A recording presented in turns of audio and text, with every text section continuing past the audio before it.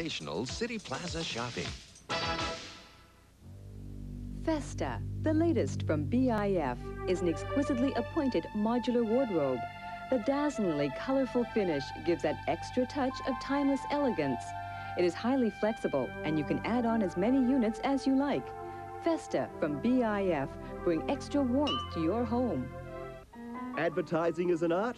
We give you an insight to the award-winning commercial in the perfume category at the Cannes 37th International Advertising Film Festival.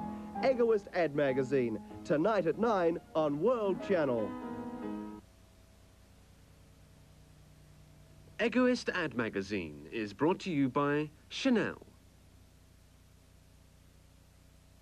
This is an important message. If you are aged 21 by December and a permanent resident of Hong Kong, or have resided in Hong Kong for 7 years, you are entitled to vote in the 1991 elections. But first of all, you must register as an elector. The registration period runs from the 15th of August to the 1st of October. Get your registration form from district offices, post offices, housing estate offices, and these locations. To vote in the 1991 elections, register as an elector now.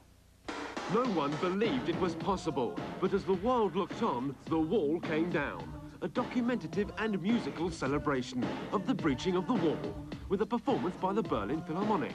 Ode to Joy and Freedom, Wednesday at 9 on World Channel. In October of 1950, China participated in the Korean War, although it greatly affected domestic stability.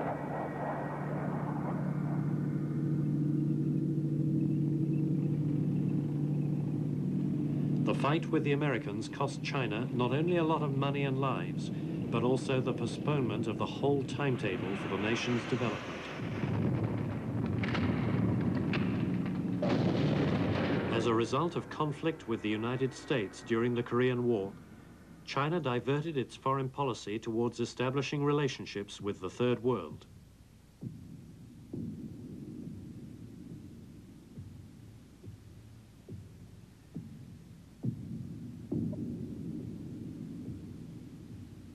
Zhou Enlai made a strong impression on the world stage with his extraordinary diplomatic skills at the Geneva Conference. I had my first good look at Zhou Enlai when he came back from the Geneva Conference in 1954 and stopped off in Moscow, where he was given a state reception.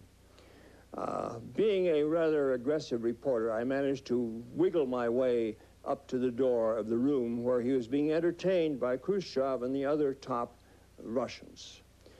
Immediately I saw that Zhou Enlai dominated the scene.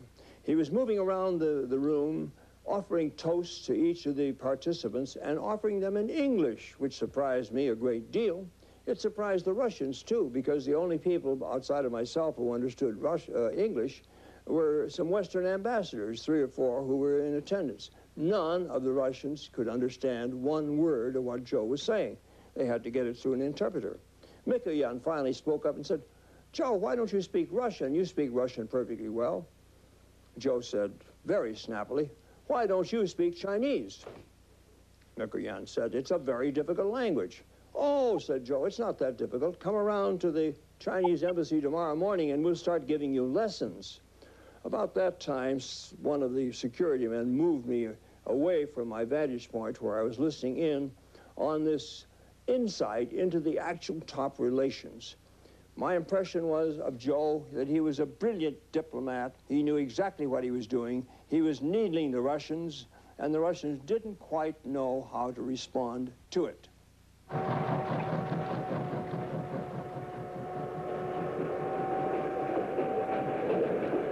After completing land reform, Mao took a further step to improve life in the villages. He believed a real communist society could not be realized without abolishing the private ownership of land. In 1957, Mao Zedong launched the most radical experiment in his whole career, the turning of China into a total system of communes. At one stroke of the pen, he ordered all Chinese peasants to abandon their individual farms and join together in communes, which would be the pure form originally envisaged by Karl Marx. Nothing like this had been done in the Soviet Union under collectivization. none under any of the other communist forms of government. Within a matter of months, hundreds of millions of Chinese peasants were herded into these communes where they had to give up their personal possessions. They even had communal dining halls, all ate together. They did have their own rice bowls and chopsticks, but that was just about all.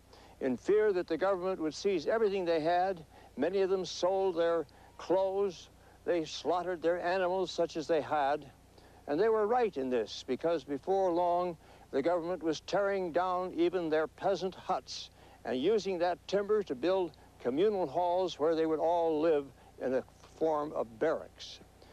Naturally, it had a radical effect upon the peasants and on their life and on their production. The product of the communes was far less than that had been done by individual peasant farmers. Of all of Mao's disasters, this one undoubtedly was the worst.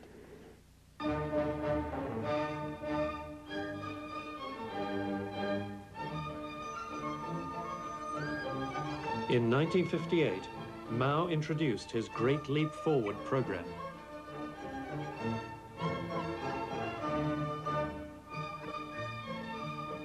Under the plan, large-scale public works, including irrigation and dam construction, began.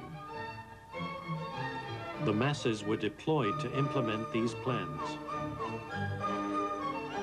The aim of the Great Leap Forward was to have China move into the ranks of the great powers.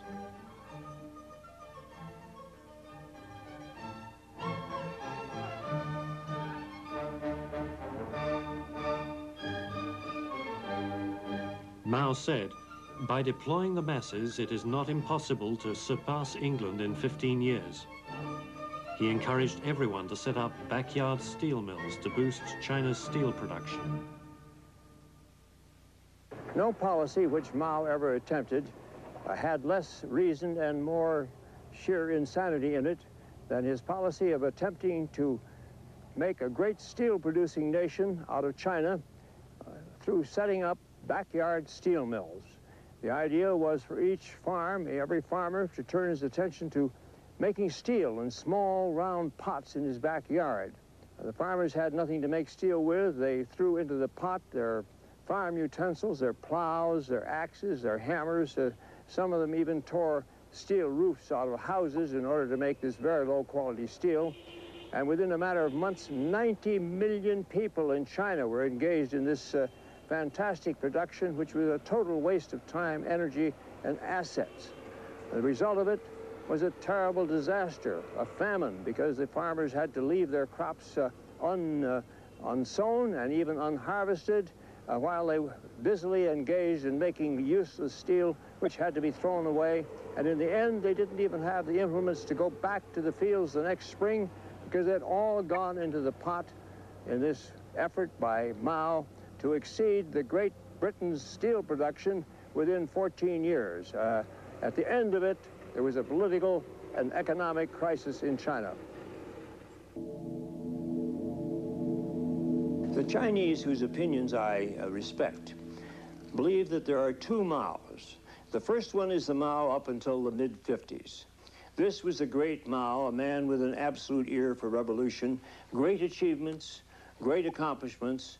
Then there is the Mao after the mid-50s, the period when he steadily went down, down, down until, in the end, he became unspeakable.